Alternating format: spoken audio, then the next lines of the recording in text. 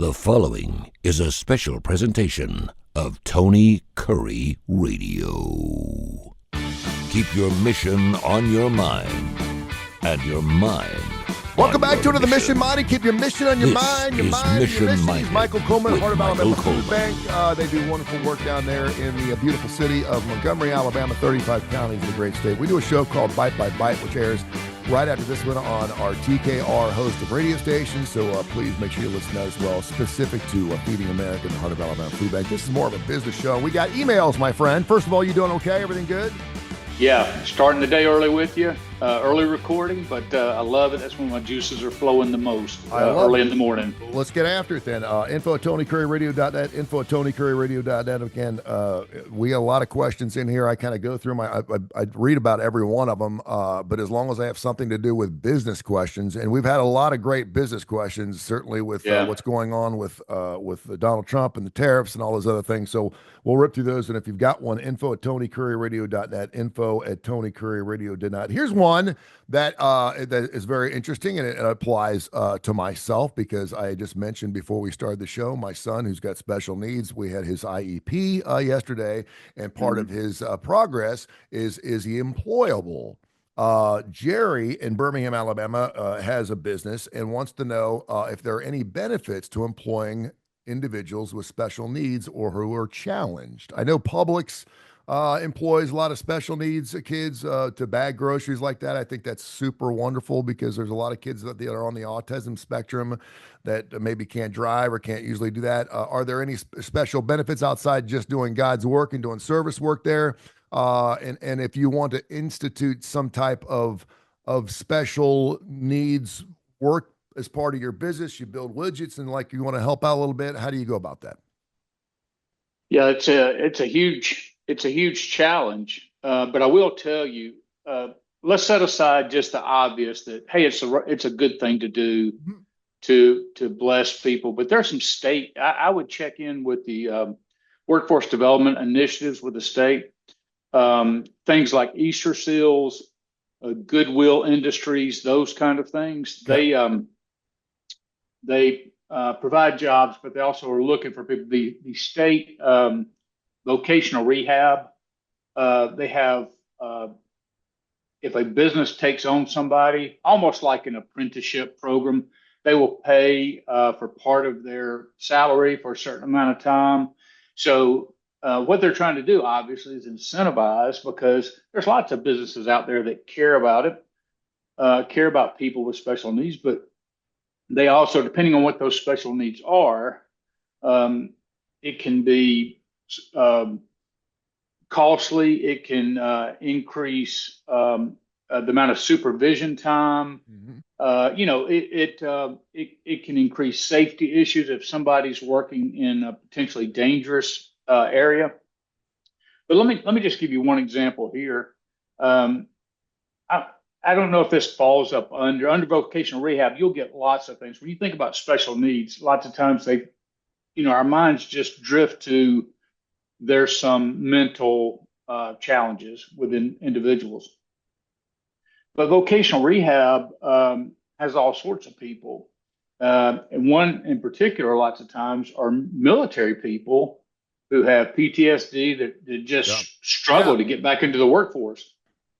We had a guy come to us, and he was a leader. He was in the Army for 10 years, but had some, and I don't even know his history, but somebody who was already here suggested him, and he didn't know if he could come back into the workforce or not. So he said, look, he's willing to do anything just to test it. So we actually brought him in as custodian.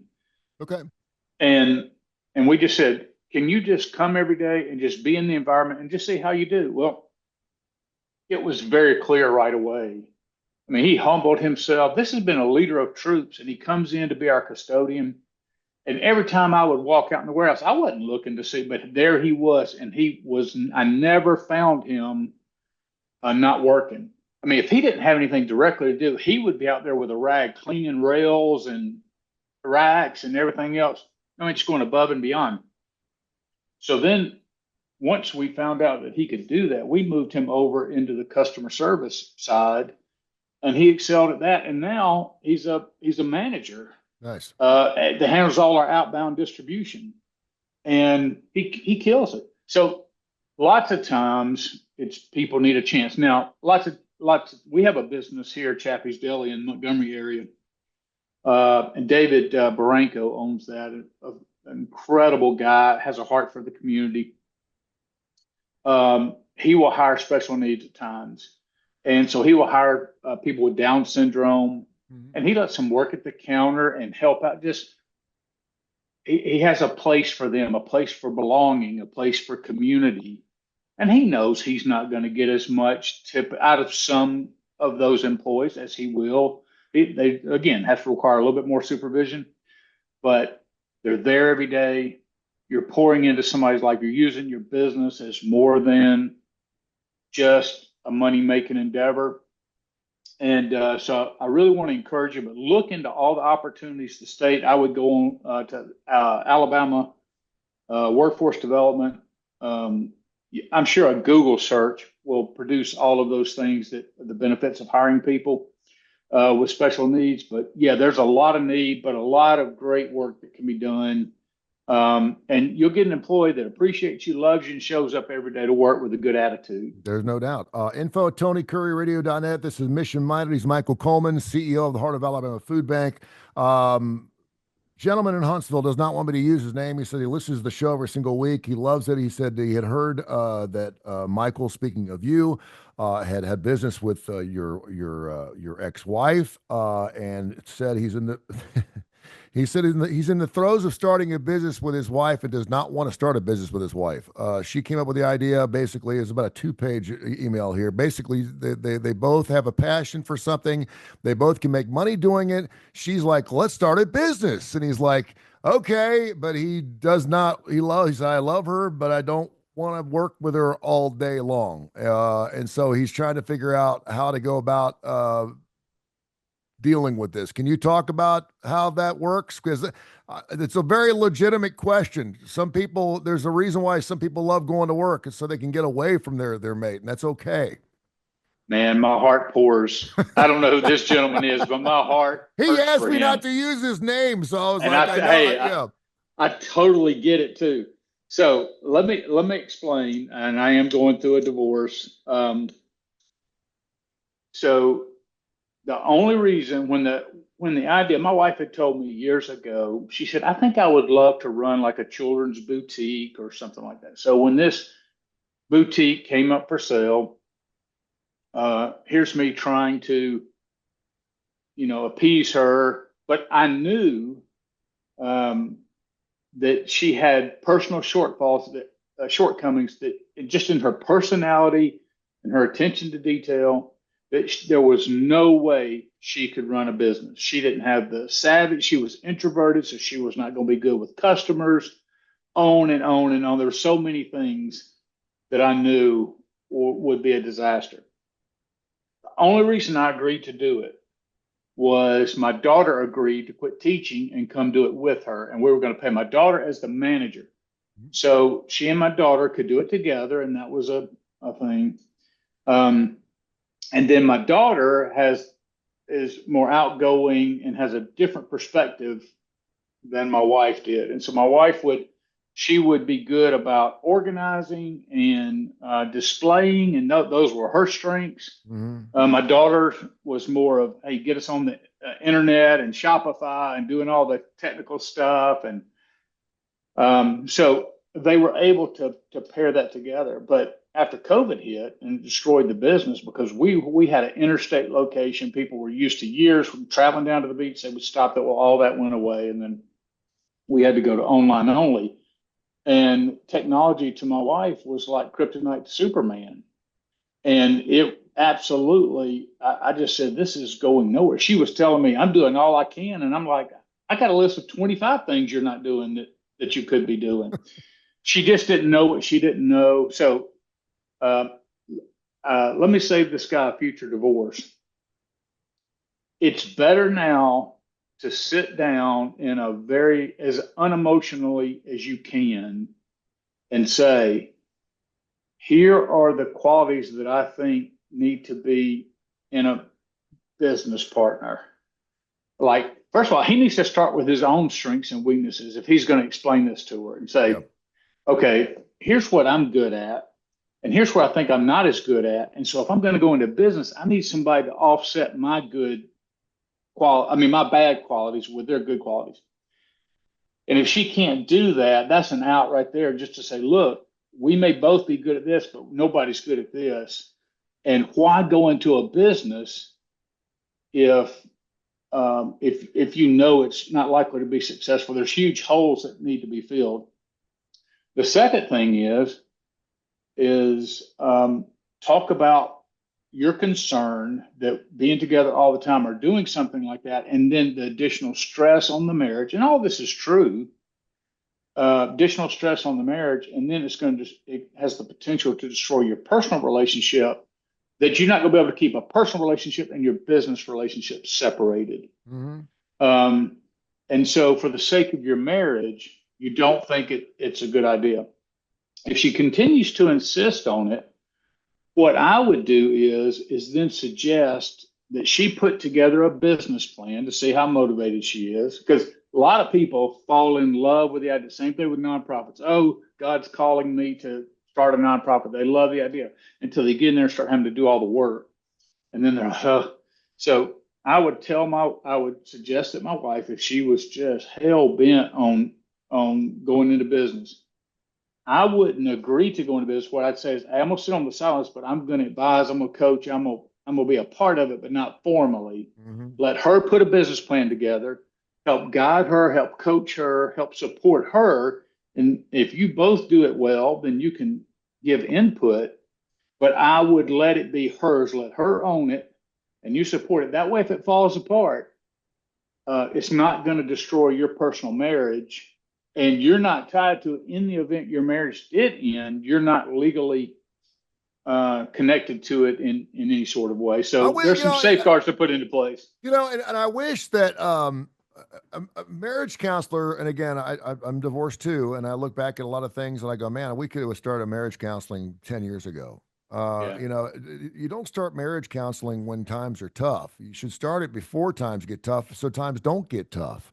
And I think you throw in the words marriage counselor, and everyone always like, oh man, they must have marital issues, blah blah blah blah. I would certainly think that would be something where hey, can we sit down, because we're going to be spending a lot of time together, and if this is what's going to fly. Let me throw this out, and you and I have a lot of similarities here. I was married for 17, 18 years. Like a lot of men down here in the South, I was the breadwinner. I was working. She was making more money than I was when we met. And I said, okay, we're getting a child. We're going to adopt a child. You're going to work or I'm going to work. Someone's got to stay home with the child. She's like, I want you to work. And I said, okay, because I wanted to work. I said, great. Yeah. I'll work. She was making $90,000 a year now. And I said, okay, well, you realize I'm going to have to bust my ass. So you understand, that I'm going to have to work. I'll be here. I'm going to be dad. And then we had another child. And so there comes a time when a woman stays home for a long period of time, and I see it all the time, and it's usually about 15, 16, 17 years, where a woman's maybe in her 40s, maybe even early 50s, and all of a sudden she starts seeing her life slip away, and she's like, you know what? I want to get back in the workforce. Yeah. Maybe she's got a degree. My wife had a master's degree. She wants to get into something, and then they start getting into, I want to open my own business. We see a lot of women, and the guys, just to suffice her, they may not even be able to afford the small business, but the men will do the right thing. They want to make them happy. Show me your business idea. Sure, let's go ahead and rent that place down at the back thing. They give you something to do. It's important that she and she should have that. She should have that right to go back to work, to do that, as long as you've got your role. Everything is in the house good. It's not going to change the way I do things, because I do my travel and everything. If all of a sudden your laundry's not getting done, you're going to have a problem, because, she's been doing it for 17 years. And all of a sudden, well, I'm tired. Well, okay, we need to discuss this. We need to have a sit down. We need to hire a maid or something like that. But they get into either, and I'm you can tell that I've been through this. It's either essential oils. They get into real estate. They start doing nails. It's this side job, this side hustle where they're trying to make some money. They start selling Kendra Cole, jewelry. They get into one of those things where they start And well, I got a friend of mine. She makes $160,000 a year doing this stuff. I said, well, there's outliers in everything. Yeah. There's outliers in everything. Um, if you're approached with that situation, guys are dumb. I'm just here to tell you, we're okay. If you're happy, I'm happy. Yeah. My underwear is clean. I have a nice dinner every night, and we're going to the beach Yeah. every year, and that's all good. Now, why the hell do you want to screw that up and go back to work? You don't have to go Yeah. back to work. Well, yeah, they do. Can Yeah. you just kind of basically describe you're a good businessman? And I already know the answers to this, but there's probably a guy out there right now who's got a 10, a 8, a 6-year-old. And I'm just telling you, in about 5 or 6 years, she's going to come to you and she says, you know what? I'm tired of being home. I want to go out and work. I want to do something. And it's going to turn your world upside down. And you're not going to be able to tell her not to do it. Can you talk a little bit about that? Yeah. So let's take your ex-wife, and she's somebody in marketing. And so you could make the argument, you stay out of the workforce 10 years and you try to come back into marketing. It's not that the marketing principles necessarily change, but it's how you execute those principles.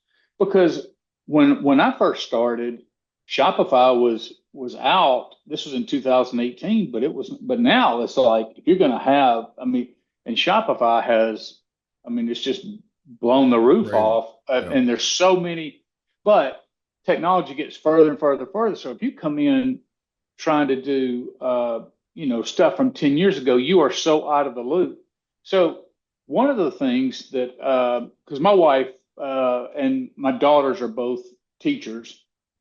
And so one of the things, when she dropped out just for a couple of years out of the workforce, one of the things I encouraged her was, look, you need to stay current. You need to keep your stuff current. You need to show, in a lot of places, you have to show that you have continuing education credits.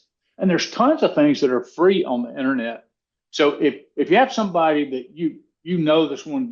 that's going to want to do this at some time, you can really help them by encouraging them to continue their education, to stay updated, because that's going to make them more marketable. If somebody has a degree from marketing from 2005 and they're going into the workforce and they're like, yeah, you were in college 20 years ago. And they're like, yeah, but I spent the last 20 years raising my kids. They're going to be like, it's like you don't have a degree at all. Yeah. It's almost going to be of no value. But the other thing is, I actually encouraged my wife. Her gifting was not going into business. Her gifting was, she had some great storytelling ideas. And I encouraged her to write kids' books because she's a kindergarten teacher. But I couldn't get her to do the things and align her in ways that I thought. And so you're right. It comes down to what's your dream, what the individual person's dream is. But going back to our original call, look, I encourage people to go out on their own, but I think they need to have a realistic understanding and perspective of what they're going to face. And if they don't stay updated in their fields, then it's going to be a huge challenge. And especially, there always needs to be somebody. Look, I'm an idea guy. I love, you give me an idea and I'm like, I've told people, hey, you want to talk about how do we get food to Mars? And you're like, I don't know, but let's go have lunch and talk about it. I'll talk about anything. The answer is probably going to be we can't right now, but let's think it through. So somebody in a marriage has to be the objective viewer. And the problem is when your spouse gets excited about an idea, whether it's start your own business, I want to go back to work and do this. What they want is a cheerleader to say, yeah, go. That's you need to be that to some degree, but you also need to be an honest broker into saying, okay, I want you to be successful. So here's some glaring deficiencies, not character flaws, but just deficiencies. So don't just point them out, but try to create for your partner a pathway. Look, I've noticed that you haven't been back to school. Hey, I found some things here that could give you some continuing education credits that's going to strengthen your resume or whatever. And it shows that, hey, I'm pointing out the deficiencies, but I'm on board with supporting you and navigating this with you and going alongside of you. But if they don't, if they refuse those kind of things, man, spouse, I've just seen so many, as you get later, when you get empty nest syndrome and the spouse goes back to work and gets out of the home, there's all sorts of challenges. So just do it with open eyes. And I'm so glad I have a daughter, and I know you are too, because a wife, a woman, everyone's got the right to change their mind at any time they want to. That's right. And certainly, my ex is one of the smartest people I know. That's why I fell in love with her. She's so intellectual and she's classy and she's smart as a whip. She got her master's degree, and I was kind of like, wow, she got her master's degree. Now she's going to stay home, but that's what she wanted to do, and she was a great mother. And I kind of knew it was coming because eventually they'll go crazy. They want to get out and they want to. But I do think it's really important too, because my daughter, she's already talking about meeting a rich man. I'm like, I said, well, if she's 13, she turns 13, she just turned 13. I said, well, if you meet a rich man, you better make sure he's really rich, like he's filthy rich, because that stuff's gonna be split both ways if things don't work out. Right. But and if you're happy not working a day of your life and you don't want to do that, that's great. That's super. Go for it. But just understand that you need to talk it out with your mate and understand that you guys got a plan, and this is what your roles are, and this is what my roles are, and because a lot of times those things start changing. Yeah. And I know guys are going like, hey, wait a minute. I used to have a hot meal 5 days a week, and now all of a sudden you're telling me you got to work late. Well, what about me? And then she's like, and so it can open up a can. So great stuff. 100%. Any other email questions, info@TonyCurryRadio.net, please send them. We'll get to them. We do them about once a month. And, of course, any other business questions, Mission Minded. You can find our show wherever you get your favorite podcast. We're available on every major industry out there. Just search Mission Minded with Michael Coleman. You can also look up HAFB, hashtag that, Heart of Alabama Food Bank. We also have a show called Bite by Bite, which is coming up here next. And, of course, continue to listen right here on Tony Curry Radio. Thank you, sir. Appreciate you. Good day to you, my friend.